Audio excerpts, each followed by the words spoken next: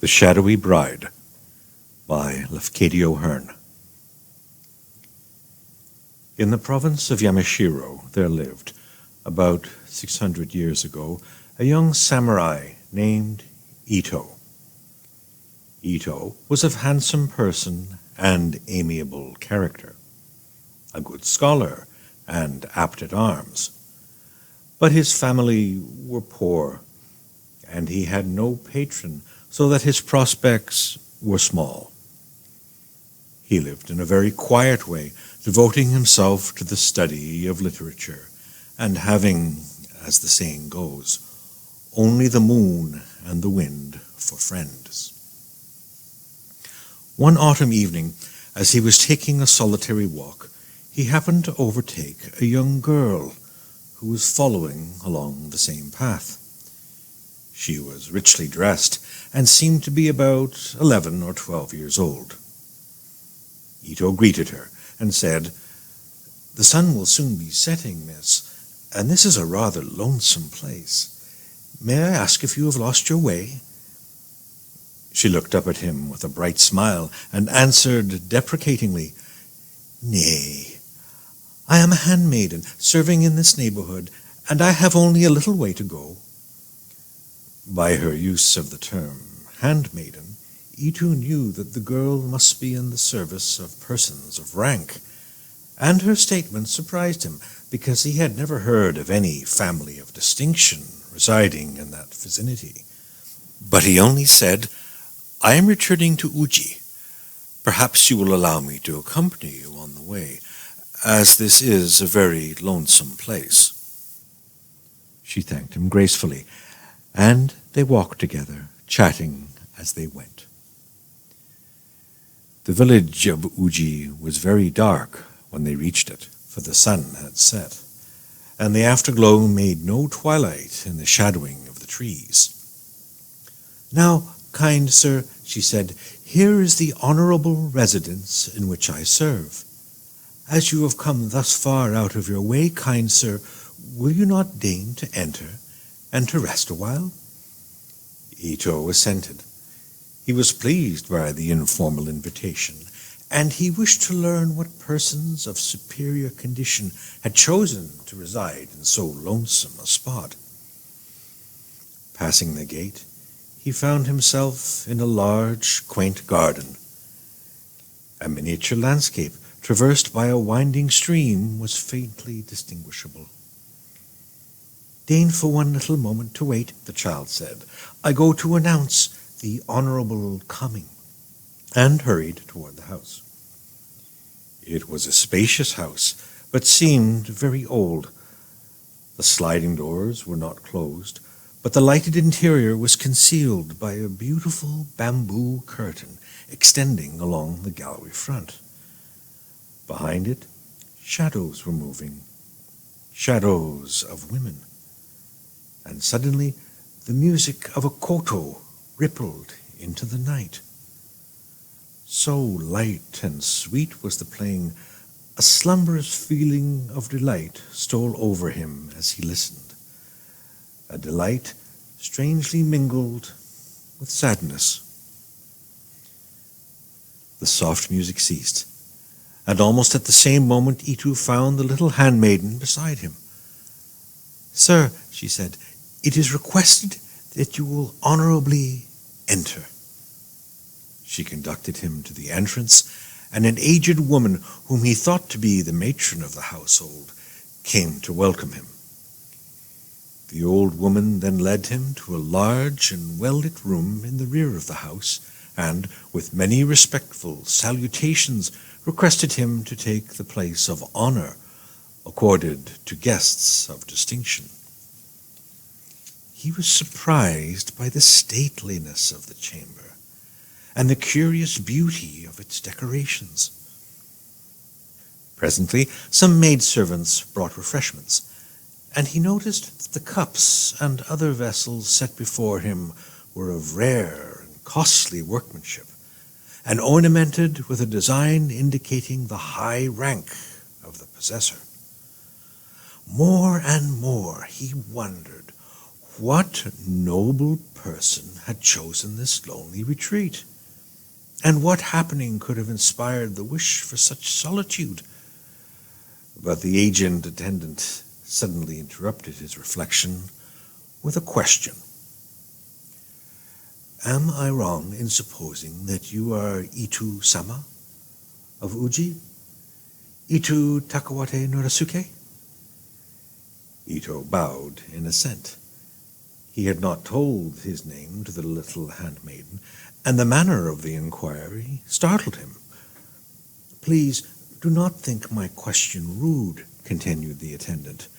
An old woman like myself may ask questions without improper curiosity. When you came to the house, I thought that I knew your face, and I asked your name only to clear away all doubt before speaking of other matters. I have something of moment to tell you. You often pass by this way, and our young mistress of the house happened one morning to see you going by.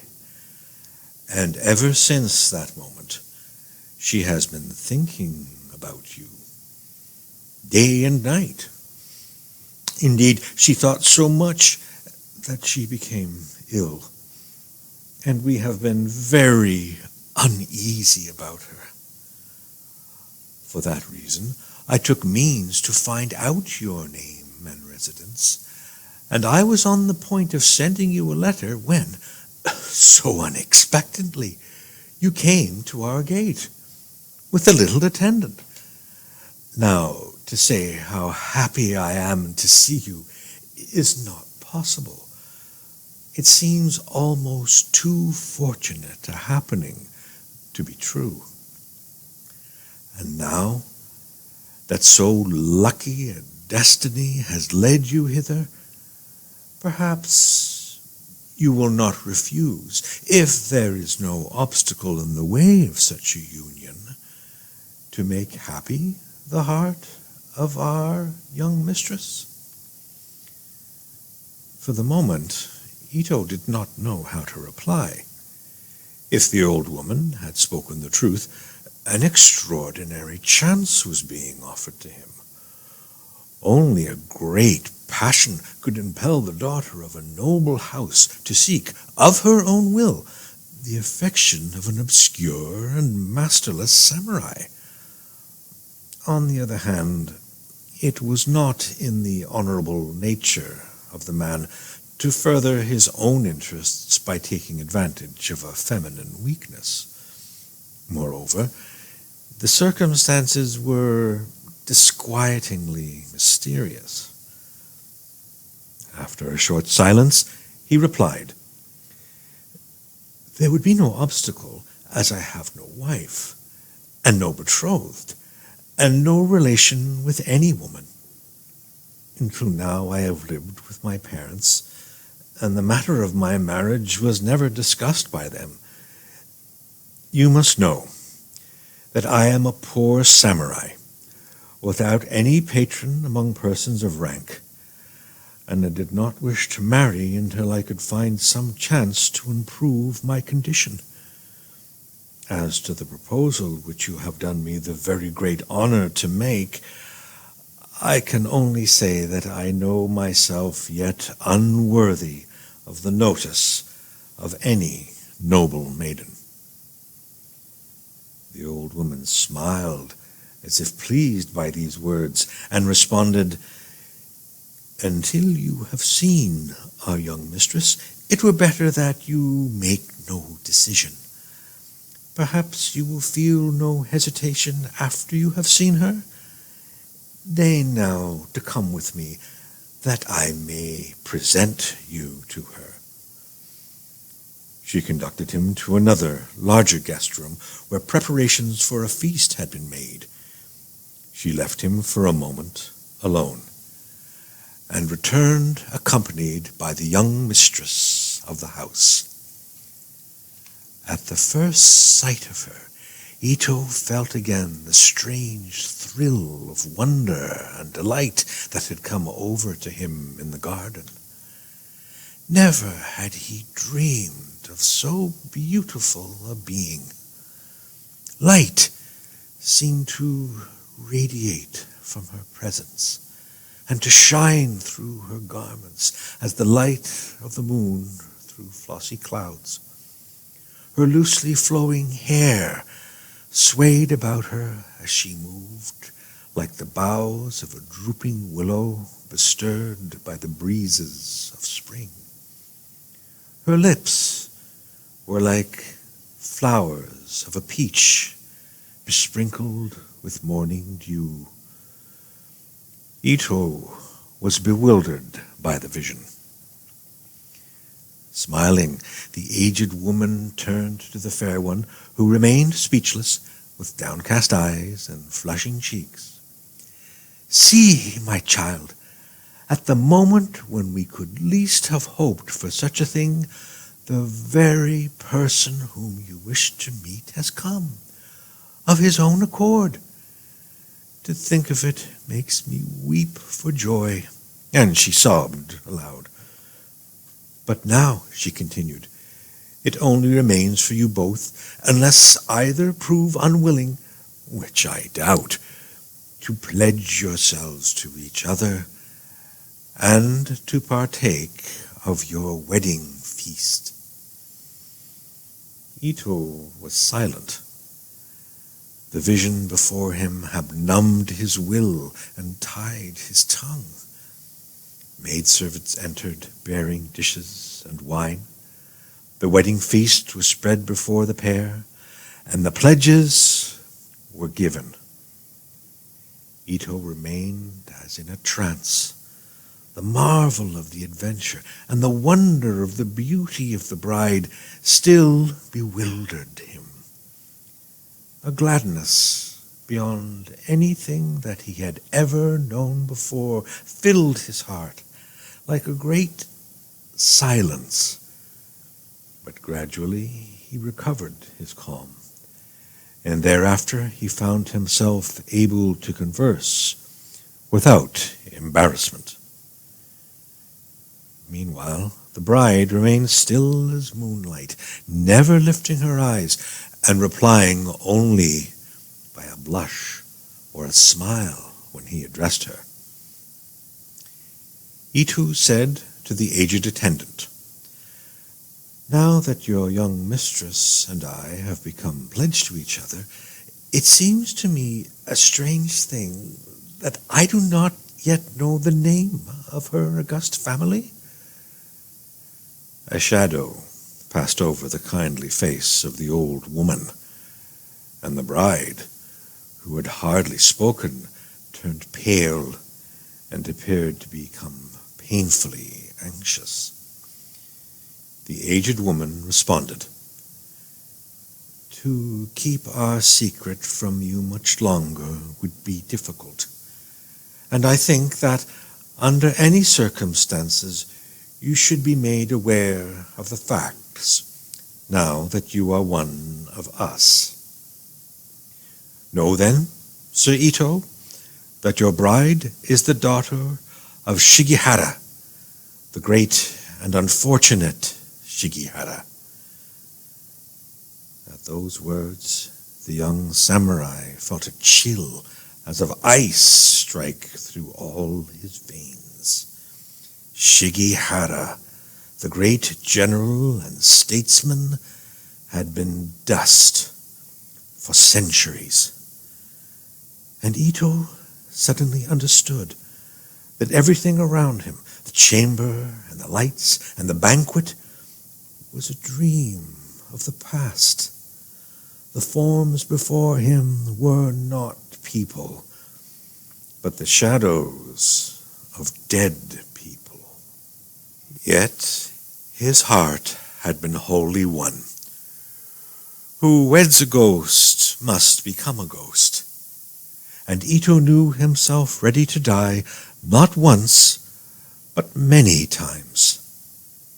Of the affection proffered, he had no misgiving.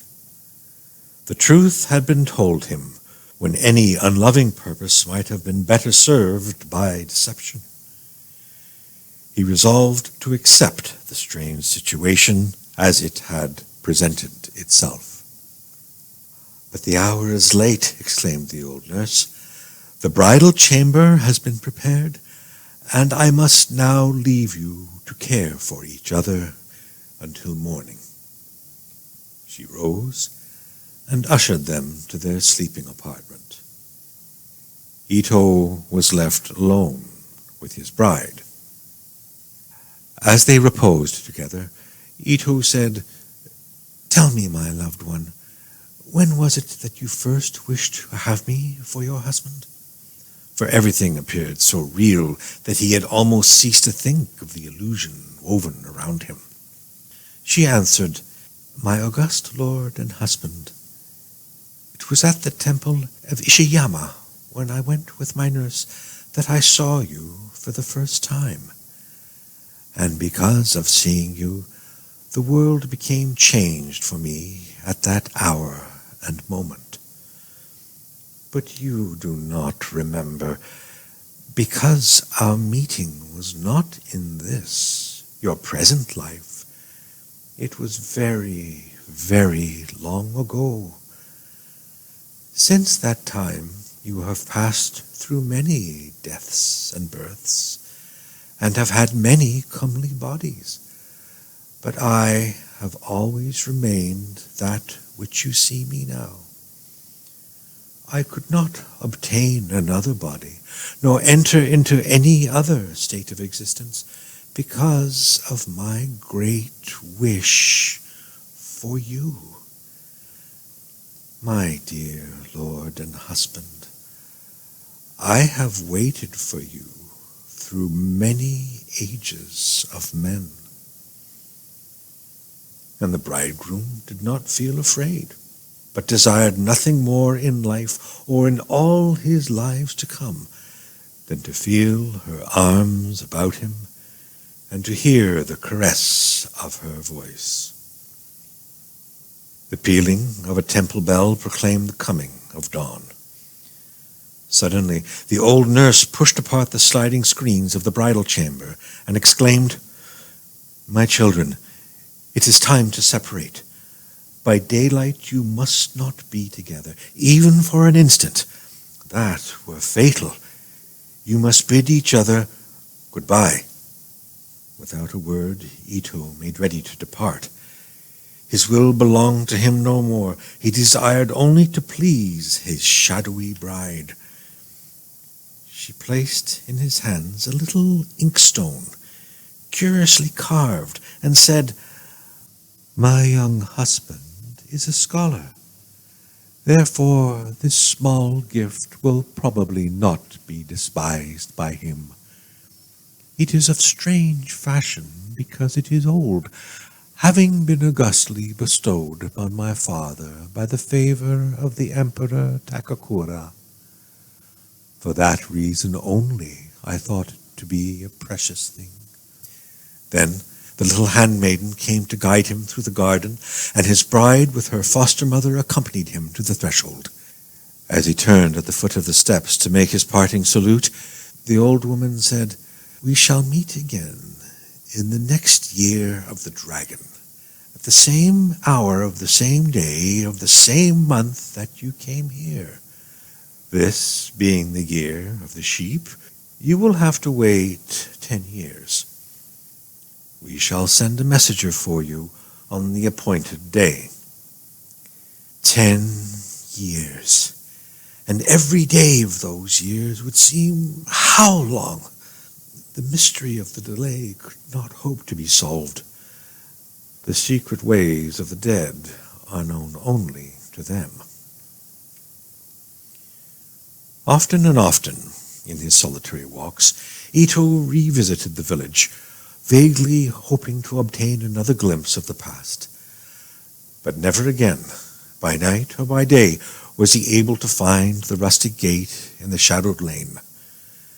Never again could he perceive the figure of the little handmaiden walking alone in the sunset glow. Of his adventure, Ito spoke to no one.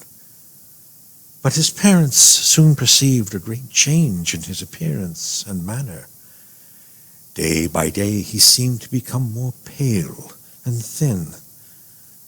Though physicians declared that he had no bodily ailment, he looked like a ghost and moved like a shadow. He appeared indifferent to everything which had formerly given him pleasure, even to those literary studies by means of which he might have hoped to win distinction. To his mother, who thought that marriage might revive his interest in life, he said that he had made a vow to marry no living woman. At last came the year of the dragon, and the season of autumn. But Ito could no longer take the solitary walks that he loved. He could not even rise from his bed. His life was ebbing, though none could divine the cause, and he slept so deeply and so long that his sleep was often mistaken for death. Out of such a sleep he was startled one bright evening by the voice of a child, and he saw at his bedside the young handmaiden who had guided him 10 years before to the gate of the vanished garden.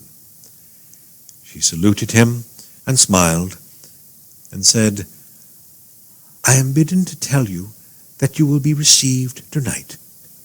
Then she disappeared. Ito knew that he was being summoned away from the light of the sun, but the message so rejoiced him that he found strength to sit up and call his mother. To her he then, for the first time, related the story of his bridal, and he showed her the inkstone which had been given him.